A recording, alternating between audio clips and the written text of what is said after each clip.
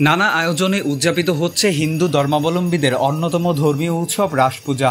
মঙ্গলবার সন্ধ্যা 7:30টায় কলাপাড়ার মদন মোহন তীর্থযাত্রী সেবাশ্রম মন্দির ও কুয়াকাটার রাধা কৃষ্ণ মন্দিরে অধিবাস ভগবানকে আমন্ত্রণ মঙ্গলঘট স্থাপন ও সন্ধ্যা আরতির মধ্য দিয়ে শুরু হয় এ উৎসবের আনুষ্ঠানিকতা।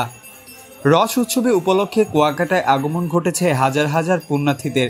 তাদের উপস্থিতিতে মুখরিত হয়ে উঠেছে মন্দির সহ কুয়াকাটা সৈকতের 0 পয়েন্ট এলাকা। রাতভর কুয়াকাটার রাধা কৃষ্ণ মন্দিরে চলবে ভাগবত পাঠ, সঙ্গীতানুষ্ঠান ও মহানাম কীর্তন। এই অনুষ্ঠানে সঙ্গীত পরিবেশন করবেন দেশের নামকরা বেশ কয়েকজন শিল্পী। আগামীকাল বুধবার ডাকা ভরে গঙ্গাস্থান ও পুণ্যস্থানের মধ্য দিয়ে শেষ হবে এ উৎসব। News desk, channel 23।